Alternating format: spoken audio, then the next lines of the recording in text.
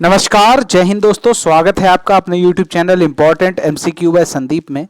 दोस्तों, DElEd second semester का जो गणित का पेपर है वो आपका 25 नवंबर को लगा हुआ है। तो दोस्तों, ये हम आपके सामने एक 18 प्रश्नों का अति महत्वपूर्ण प्रश्नों का मॉडल पेपर लेकर आए हैं और इससे पहले हम 7 मॉडल पेपर अपलोड कर चुके हैं डीएलएड सेकंड सेमेस्टर गणित के। अगर आपने वो वीडियोस नहीं देखे हैं तो नीचे डिस्क्रिप्शन में आपको लिंक मिल जाएगा। आप इससे पहले के 7 वीडियोस जो मैंने मॉडल पेपर बनाए हैं उनको भी आप देख सकते हैं। दोस्तों, 25 नवंबर को जो प्रश्न पत्र आने वाला है वो लगभग इसी तरह का प्रश्न पत्र होगा, इसलिए इस वीडियो को पूरा लास्ट तक देखें ताकि एक एक प्रश्न आपके अच्छे से समझ में आ जाए और इनसे संबंधित जो भी फैक्ट्स होंगे वो भी मैं आपको क्लियर कर दूंगा इसी वीडियो के माध्यम से। तो वीडियो को लास्ट तक जरूर देखें, वरना बाद में आप ये कहेंगे कि अरे ये प्रश्न आ गया, काश पहले पढ़ लिया होता।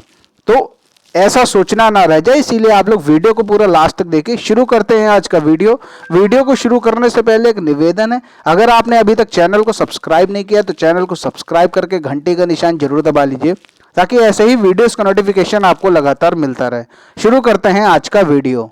यहाँ पर जो हमने पहला प्रश्न लिखा हुआ है कि 1/2 और 3/4 के मध्य परिमेय संख्या कौन सी होगी, ये आपको यहां पर बताना है। प्रश्न संख्या 1। तो यहां पर जब भी किसी दो परिमेय संख्याओं के बीच की परिमेय संख्या पूछी जाए तो वहां पर क्या करना होता है, दोनों परिमेय संख्याओं को आपस में जोड़ दीजिए और 1/2 से गुणा कर दीजिए।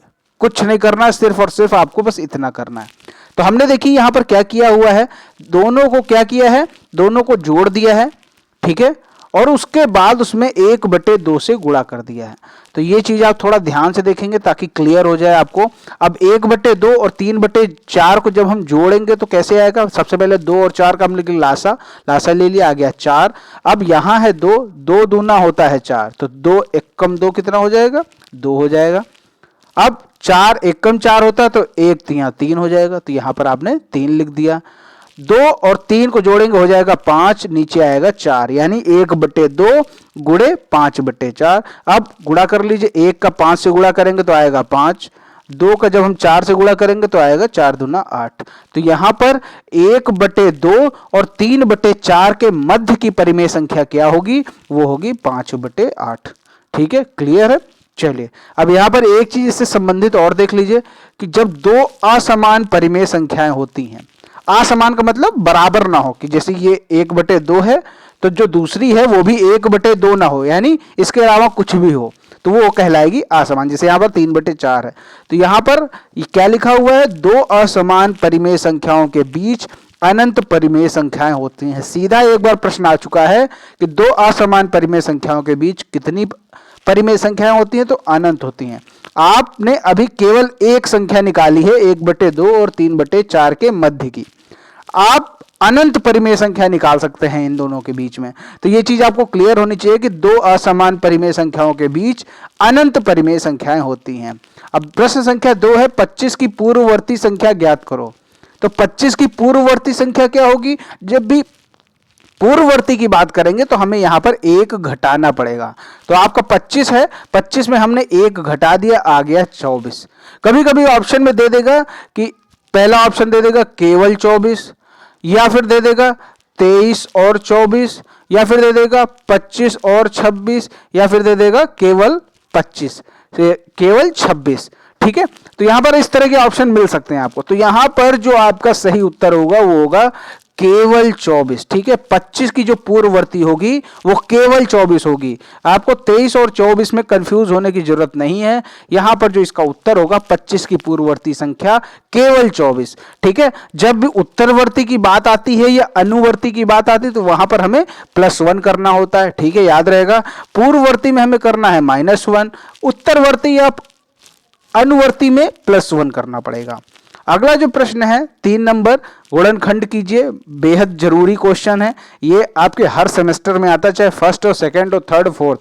तो गुणनखंड का एक मैंने स्पेसिफिक अलग से वीडियो बना रखा है, अगर आपने वो नहीं देखा तो नीचे आपको मैं डिस्क्रिप्शन में लिंक दे दूंगा, आप गुणनखंड वाला वीडियो जरूर देख लीजिए कि गुणनखंड आखिर करते कैसे हैं। ठीक है, अगर आपको नहीं आता तो उसको जरूर देखिए, क्योंकि आपके पूरे में पूरे नंबर आने चाहिए। यहां पर देखिए कैसे करेंगे, x का गुणांक कितना है 1, यहाँ कितना दिया हुआ है 15, तो 1 और 15 का जब गुणा करेंगे तो आएगा 15। ठीक है, अब हमें ये जो 2x है इसको ऐसे फॉर्म में तोड़ना है कि गुणा करने पर हमें कितना मिले, 15 मिले। तो हमने 2 को 5x और 3x के फॉर्म में तोड़ दिया, क्योंकि 5 तियां होता है 15, और 5 को जब हम 3 में घटाएंगे, 5 में 3 से घटाएंगे तो क्या होगा, 2 आएगा आपका। तो हम यहाँ पर 5 और 3 के फॉर्म में इसको तोड़ लेते हैं।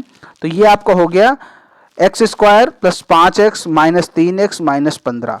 अब हमें कॉमन लेना होगा, इसमें कॉमन लेंगे तो अगर हम इन दोनों में कॉमन क्या ले सकते हैं ये देखना होगा। यहाँ पर कॉमन मिल जाएगा x, तो जब हम एक्स स्क्वायर से x कॉमन लेंगे बचेगा x, 5x से जब हम x कॉमन लेंगे बचेगा 5।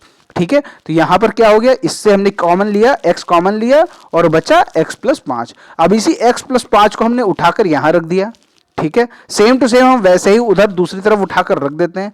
अब यहां पर कितना है -3x, और यहां पर आपने लिया कितना है x, ऊपर है -3x, नीचे हमने x लिया, तो ये कट जाएगा तो बचेगा कितना, -3 बचेगा। तो हमने यहां सीधा -3 रख दिया। ठीक है, अब यहां पर आप देख सकते हैं एक ब्रैकेट में x प्लस 5, दूसरे ब्रैकेट में x माइनस 3। क्लियर है, गुणनखंड बेहद आसान है, बस आपको ये देखना है कि कैसे हम इसको तोड़ें और ऐसा तोड़ें कि उनका गुणा जो है गुणनफल इनके गुणनफल के बराबर हो। ठीक है, चलिए आगे देखते हैं। अगला जो यहाँ पर प्रश्न है, एक सेना में जवानों के कुछ समूह हैं, जितने समूह हैं उतने ही जवान प्रत्येक समूह में हैं। यदि सेना में कुल 1764 जवान हो तो समूहों की संख्या ज्ञात करो। देखो यहाँ पर बताया जा रहा है कि जितने समूह हैं उतने ही जवान प्रत्येक समूह में। अगर एक समूह में x जवान है तो आपके टोटल जो समूह होंगे वो भी x होंगे। यही तो बताया, मतलब जितने समूह हैं उतने ही जवान प्रत्येक समूह में हैं। प्रश्न की लैंग्वेज को समझना है, लैंग्वेज में कंफ्यूज नहीं होना है। ठीक है, तो यहां पर सेना में जो कुल जवान होंगे वो कैसे होंगे, कुल समूह गुणे प्रत्येक समूह में जितने जवान हैं। तो कुल समूह कितने हमने माने, x माने, और प्रत्येक समूह में जवान कितने वो भी x होंगे, क्योंकि दोनों बराबर हैं। जितने समूह हैं उतने ही जवान प्रत्येक समूह में। तो x इंटू एक्स बराबर 1764 हो जाएगा। x मल्टीप्लाई होगा तो हो जाएगा x स्क्वायर बराबर 1764। अब यहां से हम स्क्वायर हटाएंगे तो x जो 1764 है उसमें लग जाएगा आपका स्क्वायर रूट। अब 1764 किसका स्क्वायर होता है, वो होता है 42 का। तो यहाँ पर जो समूहों की संख्या निकल के आई 42। अब अगर इस प्रश्न में यह भी पूछ देता कि प्रत्येक समूह में कितने जवान हैं, तो वो भी आपका उत्तर होता 42। ठीक है, तो इस तरह आपने देखा, इस तरह के क्वेश्चन हर बार पूछे जाते हैं, जिसमें क्या करना होता है, स्क्वायर करके दोनों कुल के बराबर करना होता है। ठीक है, चलिए आगे देखते हैं। अगला जो प्रश्न है, एक आयताकार मैदान का परिमाप 28 मीटर है, तो मैदान की लंबाई ज्ञात करो यदि चौड़ाई 6 मीटर दे रखी है। तो यहाँ पर कुछ नहीं करना है, सिर्फ और सिर्फ आपको परिमाप का फॉर्मूला लगा देना है और आपको लंबाई ज्ञात करनी है। चौड़ाई दे रखी है तो इसमें बस केवल आप वैल्यूज रख दीजिए। आयत का परिमाप याद कर लीजिए, रट लीजिए। आयत का परिमाप होता है 2 ब्रैकेट के अंदर l प्लस बी। तो यहाँ पर परिमाप दे रखा है 28 और आपकी लंबाई निकालनी है। चौड़ाई आपकी 6 दे रखी है। ठीक है, ये रही 6। आप बस सॉल्व कर लीजिए। तो ये 2 का जब l में मल्टीप्लाई करेंगे 2l हो जाएगा, और 2 का जब हम 6 में मल्टीप्लाई करेंगे हो जाएगा 12। अब 2l 12 जो है बराबर के उस तरफ ले जाएंगे, ये माइनस में हो जाएगा। 28 माइनस 12 होता है 16। ठीक है, तो 2l बराबर हो गया आपका 16।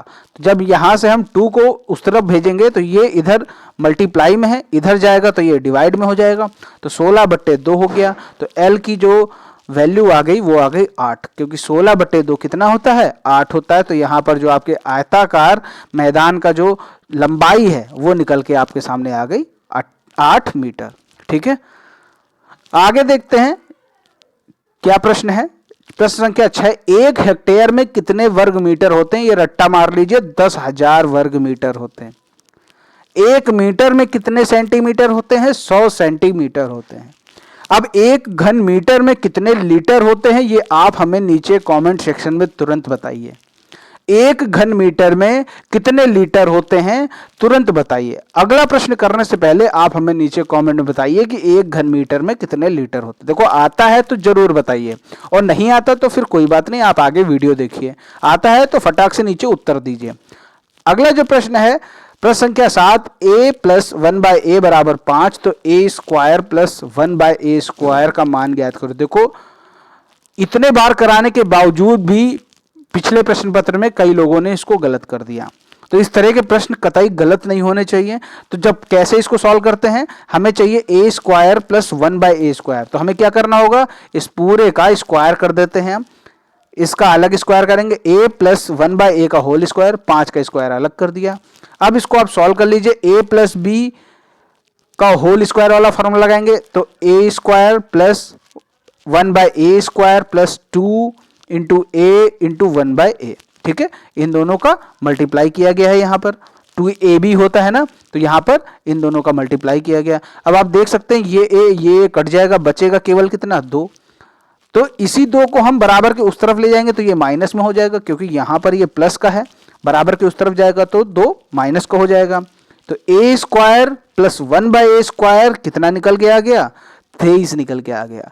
जब भी कभी ये प्रश्न बहुविकल्पी में पूछा जाए, चाहे वो आपका यूपी टेट में आए, चाहे शिक्षक भर्ती में आए, चाहे आपका डीएलएड के किसी सेमेस्टर में आए, अगर ऐसा प्रश्न बहुविकल्पी में आता है तो आपको फटाक से इसका स्क्वायर करना है। इसका स्क्वायर कितना होता है, 25, और माइनस करना है 2, 25 माइनस 2, उत्तर आएगा 23। ये चीज आप याद कर लीजिए, अगर बहुविकल्पी में आ जाए तो फटाक से इसका उत्तर कैसे आएगा, 1 सेकंड के भीतर 5 का स्क्वायर कीजिए, 2 माइनस कीजिए, उत्तर आ जाएगा आपका आपके सामने। आप चाहे पूरे प्रोसेस से सॉल्व कीजिए, चाहे आप ट्रिक के माध्यम से सॉल्व कर लीजिए। ठीक है, चलिए आगे देखते हैं। प्रश्न संख्या 8 है, एक आयताकार बाग की लंबाई उसकी चौड़ाई की 3 गुनी है। यदि बाग का क्षेत्रफल 243 वर्ग मीटर हो तो बाग की लंबाई कितनी होगी। तो यहां पर बताया जा रहा है कि बाग की लंबाई उसकी चौड़ाई की 3 गुनी है। ठीक है, ध्यान से प्रश्न को देखिए, चौड़ाई की 3 गुनी है, तो हम यहां पर अगर चौड़ाई को x मान लें तो उसकी लंबाई कितनी हो जाएगी, चौड़ाई की 3 गुनी यानी 3x। ये चीज क्लियर कर लीजिए, क्योंकि बहुत से स्टूडेंट को ये कंफ्यूजन रहता है कि यहां पर हम लंबाई को x माने कि चौड़ाई को x माने। तो यहां पर आपको ये देखना है किसका 3 गुना या 4 गुना, जो भी कितना भी गुना किया जा रहा है, चौड़ाई का 3 गुना कर रहे हैं ना, तो हमें चौड़ाई को x मानना पड़ेगा, तभी तो हम उसका जितना भी गुना बोलेंगे उतना गुना कर पाएंगे। तो यहां पर हम चौड़ाई को x मानेंगे और जो लंबाई है उसको 3x मानेंगे, क्योंकि लंबाई जो है वो 3 गुनी है। यहां पर बाग का क्षेत्रफल दे रखा है 243 वर्ग मीटर, हमें बाग की लंबाई ज्ञात करनी है, तो आसानी से ज्ञात कर सकते हैं। बाग का क्षेत्रफल का फार्मूला लगाएंगे, लंबाई गुणे चौड़ाई। क्षेत्रफल दे रखा है 243, लंबाई आपने निकाल ली 3x, ये इधर रखी है, और चौड़ाई आपकी x है, ये रखी है। तो दोनों को जब मल्टीप्लाई करेंगे तो हो जाएगा 3x², इधर है 243, ये 3 यहां से हटेगा तो इधर चला जाएगा, तो ये हो जाएगा आपका डिवाइड में 243/3 बराबर 81, यानी x² बराबर 81। जब स्क्वायर हटेगा तो यहां लग जाएगा स्क्वायर रूट। तो 81 किसका स्क्वायर होता है, 9 का स्क्वायर होता है। तो यहाँ पर x की जो वैल्यू निकल के आ गई 9 मीटर, यानी जो आपकी चौड़ाई है वो निकल के आ गई 9 मीटर। और हमें चाहिए क्या, हमें चाहिए लंबाई कितनी थी, 3x। तो यहाँ पर x की वैल्यू आपके सामने है, और लंबाई कितनी हो जाएगी 3x, यानी 3 गुणे 9 बराबर 27 मीटर। बड़ी आसानी से प्रश्न निकलता है, ऐसे उत्तरों को आसानी से आप निकाल सकते हैं। केवल आपको ये देखना है कि प्रश्न में आखिर दिया क्या क्या है, जो दिया है उसी के हिसाब से आप प्रश्न को आगे बढ़ा सकते हैं। आगे बढ़ते हैं। प्रश्न संख्या 9 क्या दे रखा है, 10, 12, 8, 9, 11, 19, 30, 10, 20 की मध्यिका ज्ञात करनी है। ठीक है, ऐसा प्रश्न आपकी परीक्षा में 2 नंबर का आया था। ठीक है, लेकिन इसकी जो वैल्यू है वो सिर्फ 1 नंबर की ही है। कैसे करेंगे इसको, सबसे पहले इन सारे नंबर्स को अरेंज कर लेते हैं, यानी आरोही क्रम में लगा लेते हैं। सबसे छोटा सबसे पहले, उससे बड़ा उसके बाद में। जैसे यहाँ पर सबसे छोटा 8 है, फिर 9, 10, 10, 11, 12, 19, 20, 30, ये हमने इसको आरोही क्रम में अरेंज कर लिया। अब इसके बाद हमें ये गिनना है, ये है कितने, 1, 2, 3, 4, 5, 6, 7, 8, 9, 9 है, यानी पदों की संख्या कितनी है, 9 है। और 9 कैसी संख्या होता है, विषम होता है। तो यहां पर हम मध्यिका का विषम वाला फार्मूला लगाएंगे। तो मध्यिका का विषम वाला फार्मूला होता है n+1/2 व पद। तो n यहां पर हमने निकाला है 9 है, तो 9 + 1/2, 10/2 यानी 5वां पद। जो मध्यिका निकलेगी वो आएगी 5वां पद। अब 5वां पद ढूंढेंगे कहां, ये रहा पहला पद, दूसरा पद, तीसरा पद, चौथा पद, 5वां पद, यानी जो आपका 11 है वो है 5वें पद का मान। तो 5वें पद का मान यहां पर कितना हो गया, 11 हो गया। अतः मध्यिका जो आपकी निकल के आई वो आ गई 11। अब बताइए, यहाँ इस तरह के प्रश्न में कोई दिक्कत नहीं होनी चाहिए। ऐसा प्रश्न आपकी परीक्षा में 2 नंबर का आया था इस बार, ठीक है, तो इसको आसानी से समझ लीजिए। फिर से इस बार भी मध्यिका का ही क्वेश्चन आएगा। इससे पहले भी हम आपको बता चुके कि हर बार पैटर्न रिपीट होता है। सबसे पहले बहुलक आया, फिर मध्यिका पूछी गई, फिर बहुलक पूछा गया, फिर मध्यिका पूछी गई, फिर बहुलक, इस बार आपका मध्यिका पूछी गई थी। अब जो है इसी पेपर को दोबारा कराया जा रहा है, तो पूरी उम्मीद है कि इस बार भी मध्यिका ही पूछी जाएगी। अगला प्रश्न है, समुद्र तल की अधिकतम गहराई वाला बिंदु 11,600 मीटर नीचे है। अधिकतम ऊंचाई समुद्र तल से 8,846 मीटर ऊंची है। गहराई वाले बिंदु से चोटी की ऊंचाई ज्ञात कीजिए। मैं आपको इसको डायग्राम के माध्यम समझाता हूं। जैसे मान लीजिए ये आपका समुद्र तल है, ठीक है। अब यहां पर जो सबसे नीचे गहराई है, ये बिंदु, इससे गहरा कुछ नहीं, ये सबसे गहराई है। तो इसकी जो गहराई है वो कितनी दे रखी है, 11,600। अब यही आपका समुद्र तल जो है, इससे ऊपर एक पहाड़ है, तो इसकी जो सबसे ऊपरी ऊंचाई है वो है 8,846, ठीक है। अब ये पूछ रहे हैं कि यहां से लेकर यहां तक कितनी ऊंचाई है, ये बताना है।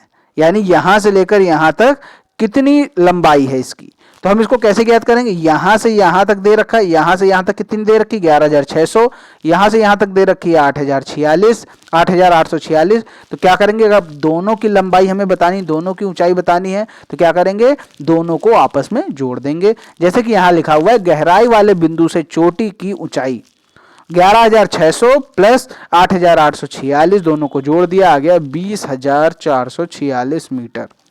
आसान सा प्रश्न है, लेकिन इतना घुमा फिरा के, मतलब इतना ज्यादा उसमें लैंग्वेज डाल दी है कि जो साधारण सा स्टूडेंट होगा वो तो देखते ही घबरा जाएगा और इसको छोड़कर आगे बढ़ जाएगा। जबकि ये बेहद आसान क्वेश्चन है और 1 नंबर में पूछे जाने की संभावना है। अगला यहां पर जो प्रश्न है, 14 - 12 - 9 - 7 - 6 - 2। यहां पर क्या हुआ है, 4 ब्रैकेट लगे हुए हैं। तो जो सबसे छोटा ब्रैकेट होता है, हम सबसे पहले उसको सॉल्व करते हैं। तो यहां पर आप देख सकते हैं, बाकी सब चीजों को हम वैसे ही रख देंगे 7 माइनस तक। ये देखिए माइनस तक हमने यहां रख दिया। फिर 6 - 2, 6 - 2 कितना होता है, 4 होता है, तो हमने यहां पर 4 रख दिया, ठीक है। अब 7 - 4 कितना होता है, 3 होता है। बाकी देखिए 9 माइनस तक हमने वैसे ही रख दिया। तो ये हो गया 9 - 3 कितना होता है, 6 होता है। बाकी का आप देख सकते हैं यहां सेम टू सेम रखा हुआ है। अब यहां आप आगे देख सकते हैं 12 - 6 कितना होता है, 6। अब ये ब्रैकेट खुलेगा तो 14 - 6 कितना होता है, 8। तो इसका जो उत्तर आएगा वो आ गया आपके सामने 8। आप देख सकते हैं कितनी आसानी से ये सॉल्व हो गया है। अगर फिर भी आपको कहीं भी किसी भी प्रश्न में डाउट है तो आप हमें कमेंट में जरूर बताइएगा।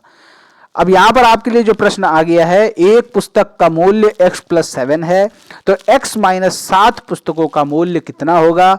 अगर आप वाकई में पढ़ाई कर रहे हैं तो इस प्रश्न का उत्तर हमें नीचे कमेंट में जरूर बताइएगा, ठीक है। और अगर आप केवल बस ऐसे ही पढ़ाई कर रहे हैं, केवल दिखाने के लिए पढ़ाई कर रहे हैं, तो फिर इस प्रश्न को सॉल्व करने की जरूरत नहीं है।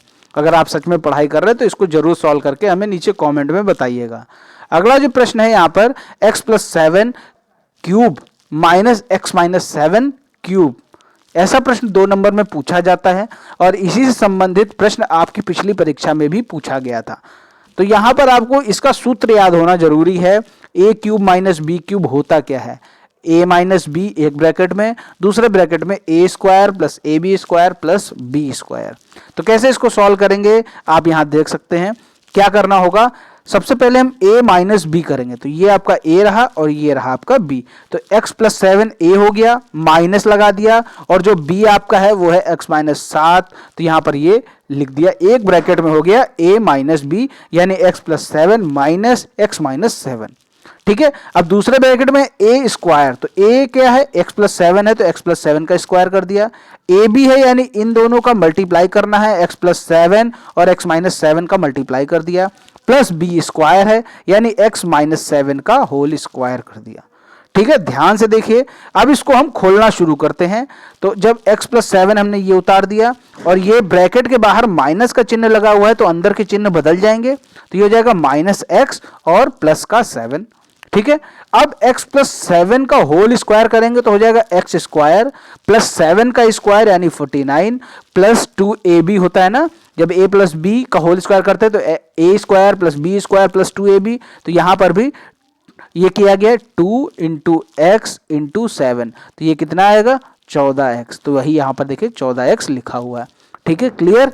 अब ये देखिए एक ब्रैकेट में x प्लस 7, दूसरे ब्रैकेट में x माइनस 7, ये फॉर्मूला कौन सा लग रहा है, a प्लस बी एक ब्रैकेट में, दूसरे ब्रैकेट में a माइनस बी, तो वहां क्या हो जाता है, वहां हो जाता है a square minus B square, वही यहां पर किया गया है x स्क्वायर और माइनस 7 का स्क्वायर यानी माइनस 49।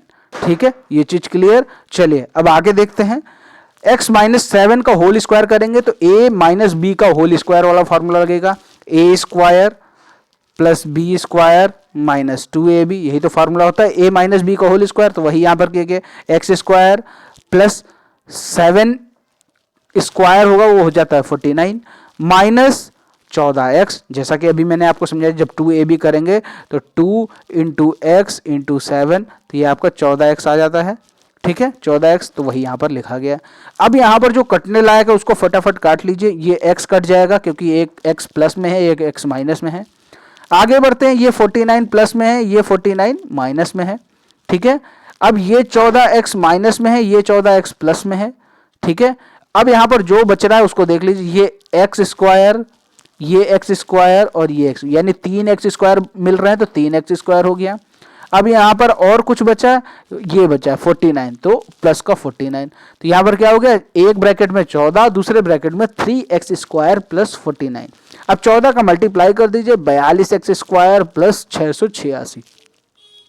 तो ये चीज आपको क्लियर हो गई होगी कि कैसे यहाँ पर इसको सॉल्व किया गया है। इसका जो उत्तर आया है 42x स्क्वायर प्लस 686। देखिए इस तरह का प्रश्न फिर से पूछे जाने की बेहद संभावना है, तो इसलिए इसको आप जरूर रट लीजिए, इसका जो फॉर्मूला है वो जरूर रट लीजिए क्योंकि ये कई जगह काम आने वाला है। आगे बढ़ते हैं, प्रश्न संख्या 13, निम्न आंकड़ों से टैली चिन्ह लगाकर संख्या की बारंबारता सारणी बनाइए 5-5 के वर्ग विस्तार में। देखिए अभी पिछली बार इस तरह का प्रश्न आया था तो कई स्टूडेंट ने क्या किया था, टैली मार्क्स लगाए ही नहीं थे और फिर कमेंट में पूछ रहे थे कि मैंने टैली मार्क्स नहीं लगाया क्या पूरा नंबर मिलेगा। खैर वो तो पेपर रद्द हो गया, उसकी तो बात छोड़ दीजिए, लेकिन अब अगर आपकी परीक्षा में ऐसा प्रश्न आता है तो निश्चित तौर पर आपको टैली चिन्ह लगाना होगा। कई लोग ये तर्क देते हैं कि इसमें लिखा तो है नहीं टैली चिन्ह लगाने को, तो मैं क्यों लगाऊं। ऐसा नहीं है, आपको टैली चिन्ह लगाने, अगर वर्ग विस्तार का प्रश्न आता है तो आपको टैली चिन्ह लगाना ही पड़ेगा। ठीक है, और टैली चिन्ह लगाने में कोई 1 घंटे का समय तो लगता नहीं है, फटाक से अगर आपने बारंबारता निकाल रखी है तो टैली चिन्ह फटाक से आप लगा सकते हैं, तो टैली चिन्ह जरूर लगाइएगा।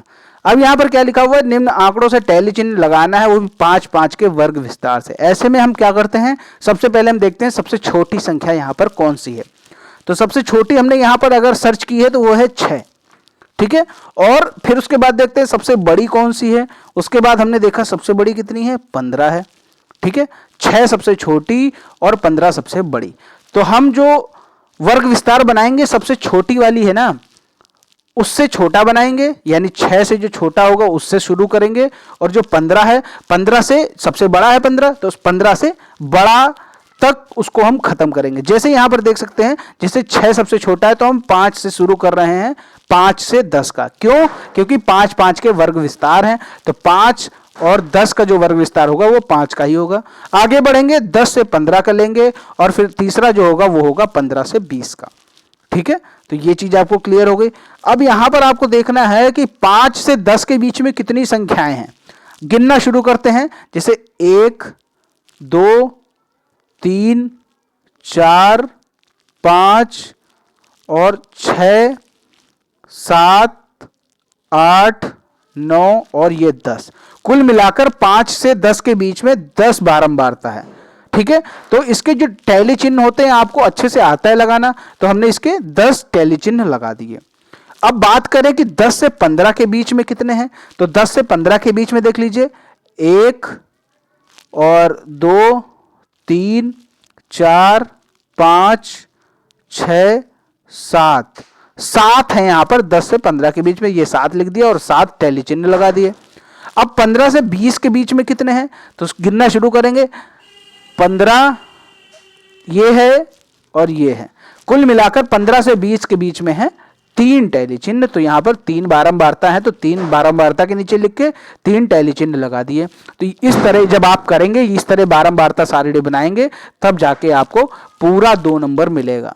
ठीक है, अगर आप टैली चिन्ह नहीं लगाते हैं तो ये तो फिर एग्जामिनर के मूड के ऊपर डिपेंड करेगा कि वो आपको पूरा 2 नंबर दे या फिर आपको 1 नंबर दे। ठीक है, तो ये चीज क्लियर कर लीजिए। काफी लोगों का सवाल ये था कि टैली चिन्ह नहीं लगाया तो क्या मुझे पूरा नंबर मिलेगा। देखो ये तो एग्जामिनर के मूड के ऊपर है, लेकिन अब मैं आपको एकदम क्लियर कर रहा हूं कि आपको टैली चिन्ह लगाना ही लगाना है, क्योंकि जब भी वर्ग विस्तार का जो प्रश्न आता है तो वर्ग विस्तार के प्रश्न में आपको टैली चिन्ह लगाना बिल्कुल मस्ट होता है। ठीक है, चलिए अगला जो प्रश्न है, प्रश्न संख्या 14 है, 22, 121, 418 का भाग विधि से मासा ज्ञात कीजिए।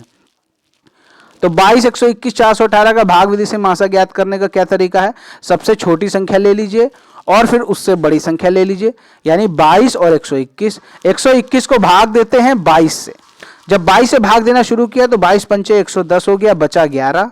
फिर 11 से भाग किसको देंगे, ये जो आपका भाजक था पहला वाला 22, यानी 11 हो गया, जो आपका शेषफल बचा वो बन गया भाजक, और जो 22 था ये आपका बन गया भाज्य। तो 11 से जब हमने 22 को डिवाइड किया तो ये देखिए 2 से कटने के बाद ये 0 शेषफल आ गया। जहां पर शेषफल 0 हो जाएगा वहीं पर रोक देंगे, और ये जो भाजक होगा अंतिम भाजक उसको हम ले लेंगे, उसको हमने ले लिया 11। अगली जो संख्या है 418, 11 से 418 को जब हम डिवाइड करेंगे तो ये आप देख सकते हैं 38 करने के बाद ये आपका टोटल 0 शेषफल आ गया। ठीक है, तो इसका ये मतलब है कि 11 से 418 पूरी तरह से कट रहा है, तो हम ये कह सकते हैं कि जो इसका अंतिम भाजक होगा वो होगा 11। तो अतः तीनों संख्याओं का जो मासा होगा वो आपका निकल के आ गया 11। 22, 121, 418 इन तीनों संख्याओं का जो मासा होगा वो 11 निकल के आ गया। ये है भाग विधि से। अगर कभी ये कहते कि गुणनखंड विधि से निकालो तो 22 का आप अलग निकाल लीजिए, 121 का आप अलग निकाल लीजिए, 418 का आप अलग निकाल लीजिए। इनको निकालने के बाद फिर इन तीनों में जो भी कॉमन आएगा वही आपका मासा होता है। बढ़ते हैं प्रश्न संख्या 15 की तरफ। AD बराबर है DC, AB बराबर है BC, ये है आपका AD, ठीक है, ये है DC, ये है आपका AB और ये है BC। ठीक है, ये दोनों बराबर हैं। अब यहां पर ये बताना है क्या त्रिभुज ABD त्रिभुज CBD के सर्वांग सम है। ये क्वेश्चन मैं आपके ऊपर छोड़ता हूं, अगर आपको आता है तो नीचे कमेंट में बताइए, ये मैं नहीं बताऊंगा। ये आपको बताना है क्या ABD त्रिभुज CBD के सर्वांग सम है या नहीं, नीचे कमेंट में बताइए यस और नो। अब जो दूसरा क्वेश्चन पूछ रहे हैं वो मैं आपको बता देता हूं। त्रिभुज ABD सर्वांग सम CBD है तो इनके संगत भुजाओं और संगत कोणों को लिखो। तो जो संगत भुजाएं हैं, जैसे AD बराबर DC है तो प्रश्न में दे रखा है, AD बराबर DC तो हो गए प्रश्न में, और AB बराबर BC ये भी प्रश्न में दे रखा, तो ये हमने दोनों लिख दी संगत भुजाएं। जो BD है, बीच वाली जो आपकी रेखा है, ये उभयनिष्ठ है, यानी दोनों त्रिभुज में है, ABD में भी है और CBD में भी है। आप संगत कोण लिख लेते हैं, जो आपका एंगल A होगा वो एंगल C के बराबर होगा, जो आपका ABD होगा वही आपका CBD होगा, ये रहा, और जो आपका ADB है वही आपका CDB होगा। ठीक है, तो ये इसके संगत कोण हो गए। क्लियर हो गई सारी बातें। चलिए अब देखते हैं प्रश्न संख्या 16। दो क्रमागत विषम संख्याओं का योगफल उनके अंतर का 6 गुना है, उन संख्याओं को ज्ञात कीजिए। देखिए प्रश्न को पढ़ने से ही नहीं घबराना है, प्रश्न को पढ़ना है, फिर उसकी लैंग्वेज समझनी है, फिर उसके बाद उसको आराम से सॉल्व कर लेना है। यहाँ पर लिखा है दो क्रमागत विषम संख्या, तो अगर हम पहली विषम संख्या मान लें x, तो दूसरी उसकी क्रमागत विषम संख्या कितनी होगी, वो होगी x+2। मैंने कई बार आपको समझाया, अगर एक विषम संख्या दे रखी है तो दूसरी क्रमागत विषम संख्या में क्या करना पड़ता है, 2 को जोड़ना पड़ता है। तो वही हमने यहाँ पर किया, पहली जो संख्या हो गई वो हो गई x, दूसरी क्रमागत विषम संख्या कितनी होगी, x+2। ठीक है, क्लियर है। अब ये बोला जा रहा है कि उनके अंतर का 6 गुना है, अगर उन दोनों को जोड़ दो तो वो उनके अंतर का 6 गुना हो जाएगा। तो यहां पर आप देख सकते हैं कि जब दोनों को हमने क्या किया, योग कर दिया पहले, तो फिर बोल रहे हैं उनके अंतर का 6 गुना, तो उनके अंतर का 6 गुना। अब यहां पर एक चीज और कंफ्यूजिंग होगी, कि अंतर जब हमें करना है तो हम x माइनस एक्स प्लस 2 करें या फिर हम करें x प्लस 2 माइनस एक्स करें। अब दोनों कंडीशन में लोगों को कंफ्यूजन हो सकती है, तो यहां पर आपको यह देखना है कि इन दोनों में बड़ा कौन सा है। ये सबसे पहले आप देख लीजिए, ये आपका केवल x है और ये है x प्लस 2, तो यानी ये बड़ा हुआ ना, तो जो बड़ा है उसी में छोटे को घटाइए। तो हमने x प्लस 2 पहले लिख दिया, माइनस एक्स कर दिया, ठीक है। ये दोनों का हो गया अंतर। अब इसको सॉल्व कर लीजिए, ये x प्लस का ये x माइनस का कट जाएगा, ये बचेगा 6 दूना 12, तो 2x प्लस 2 बराबर 12, ये 2 उधर चला जाएगा, 12 माइनस 2 हो जाएगा 10, 2x बराबर 10 हो गया। तो यहां से जब हम 2 को हटाएंगे x बराबर 10/2 हो जाएगा और x की वैल्यू कितनी निकल के आ गई, 5 निकल के आ गई, ठीक है। तो यहां पर जो पहली संख्या आपकी हो जाएगी 5 हो जाएगी, ठीक है, और जो दूसरी संख्या हो जाएगी वो हो जाएगी 5 प्लस 2 यानी 7, ठीक है। ये चीज क्लियर हो गई। जो पहली संख्या थी 5 थी और दूसरी हमने क्रमागत विषम जो मानी थी वो मानी थी हमने x प्लस 2, तो जो संख्या आपकी 5 निकली इसमें 2 जोड़ दीजिए तो दूसरी संख्या भी निकल आएगी। पहली संख्या हो गई 5, दूसरी संख्या हो गई 7, इसमें कोई डाउट नहीं है। चलिए आगे देखते हैं। अगला जो प्रश्न है, 100 मीटर भुजा वाले वर्गाकार पार्क के भीतर 5 मीटर चौड़ा पथ चारों ओर बना है। पथ का क्षेत्रफल ज्ञात कीजिए। 2500 प्रति 10 वर्ग मीटर की दर से सीमेंट कराने का व्यय भी ज्ञात कीजिए। तो यहां पर आप देख सकते हैं, ये जो आपका ABC बाहर वाला जो दे रखा है ये आपका है 100 मीटर भुजा वाला वर्गाकार पार्क। अब इसके अंदर जो बनाया गया है, ये जो आपने देख रहे हैं, जो मैंने कलरिंग की हुई है ब्लैक पेन से, ये आपका पथ है यानी मार्ग है। ये कितना चौड़ा है, ये चौड़ा है 5 मीटर चौड़ा। तो सबसे पहले यहां पर क्या पूछ रहे हैं कि इसका क्षेत्रफल ज्ञात करो। सबसे पहले तो क्षेत्रफल इसका ज्ञात कर लेते हैं। तो सबसे पहले हम ये देख लेते हैं कि जो ABCD वाला जो चतुर्भुज है, या हम कह सकते हैं वर्गाकार जो पार्क है, उसकी जो भुजा है वर्गाकार है, तो एक भुजा की जरूरत होगी हमें केवल, तो वो हो गई 100, प्रश्न में दे रखा है। अब जो अंदर वाला है, अंदर वाला जो मार्ग को छोड़कर जो बच रहा है पार्क, यानी ये आपका PQ मैंने दे रखा है, ये देखिए P और ये Q, जो अंदर वाला है देखिए 5 मीटर चौड़ा है ना, तो 5 ये इधर छोड़ेंगे, 5 इधर छोड़ेंगे, टोटल हो गया 10। तो जो अंदर वाला जो पार्क का क्षेत्रफल बच रहा है, यानी मार्ग को हटाने के बाद जो पार्क हमारा बच रहा है, उसकी भुजा कितनी हो जाएगी, 100 माइनस 10 बराबर 90। हमें यहां पर क्या करना होगा, ये पहले टोटल हम इसका क्षेत्रफल निकाल लें, फिर जो मार्ग को छोड़कर जो बच रहा है हमारा पार्क, उसका क्षेत्रफल निकाल लें, फिर दोनों को घटा दें, उसके बाद हमारे पास मार्ग का क्षेत्रफल यानी पथ का क्षेत्रफल निकल आएगा। तो ABCD का जब क्षेत्रफल निकालेंगे, भुजा स्क्वायर करेंगे क्योंकि ये वर्गाकार है, तो वर्गाकार का क्षेत्रफल क्या होता है, भुजा स्क्वायर, यानी 100 का स्क्वायर किया तो 10,000 वर्ग मीटर आ गया। अब ये जो अंदर वाला यानी जो पथ को छोड़कर जो हमारा पार्क बच रहा है, उसका क्षेत्रफल निकालेंगे तो 90 का स्क्वायर करेंगे तो 8100 वर्ग मीटर निकल के आ गया। यानी हमने ABCD यानी जो टोटल था उसका क्षेत्रफल निकाल लिया, और जो रास्ते को छोड़ने के बाद जो क्षेत्रफल बचा वो निकाल लिया। अब हम यहां पर पथ का क्षेत्रफल निकाल लेंगे, तो 10,000 माइनस 8100 कर देंगे तो आपका आ गया 1900 वर्ग मीटर, ठीक है। ये चीज क्लियर हो गई। अब हमारा ये चीज क्लियर हो गई है कि हमारा जो रास्ते का क्षेत्रफल था वो 1900 वर्ग मीटर आ गया। अब जैसा कि प्रश्न में पूछ रहे हैं कि इस पर सीमेंट भी कराना, उसका खर्चा कितना आएगा, तो 10 वर्ग मीटर सीमेंट कराने का खर्चा आ रहा है 2500, तो 1 वर्ग मीटर का कितना होगा 2500 बटे 10, 1900 हमें कराना है, यानी जो पथ का क्षेत्रफल है वो 1900 वर्ग मीटर है, तो 1900 हमें कराना पड़ेगा, तो 2500 बटे 10 गुणे 1900, तो ये आपका कितना आ गया 4,75,000 रुपए, यहां पर इसका उत्तर आ गया। यानी 1900 वर्ग मीटर, यानी पूरे रास्ते पर सीमेंट कराने का व्यय कितना आएगा 4,75,000। अब देखते हैं प्रश्न संख्या 18। 26 मीटर लंबे तार का एक सिरा 24 मीटर ऊंचे खंभे की ऊपरी सिरे से बंधा है। यह त्रिभुज चैप्टर का प्रश्न है। 26 मीटर लंबे तार का एक सिरा 24 मीटर ऊंचे खंभे के ऊपरी सिरे से बंधा है और दूसरा सिरा जमीन में गड़ा है। जमीन पर खंभे और तार के निचले सिरे की बीच की दूरी ज्ञात करो। देखिए यहां पर आप देख सकते हैं, ये आपका जो A है ये खंभे का सबसे ऊपरी सिरा है, और ये जो B है ये खंभा जमीन पर गड़ा हुआ है, और ये जो आपका है ये एक धागा है, धागा ही बोला जा रहा है ना, तार बोला जा रहा है। तो ये क्या है आपका, ये तार है, ठीक है। तो इसका एक सिरा तो खंभे पर बंधा हुआ है और दूसरा सिरा जमीन पर है। तो आपको ये बताया जा रहा है कि जो इसकी लंबाई है वो है 26 और जो खंभे की ऊंचाई है ये है आपकी 24। पूछा ये जा रहा है कि जो खंभा जमीन पर है वहां से लेकर जहां तक तार गड़ा हुआ है उन दोनों के बीच की दूरी कितनी है। यानी यहां पर यह बताना है कि जो आपका BC है ये कितना है।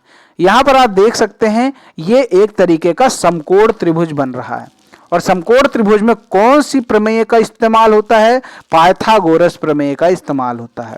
यहां पर आपको एक तरीके से कह सकते हैं कि कर्ण दे रखा है, लंब दे रखा है और आपको आधार निकालना है, ठीक है।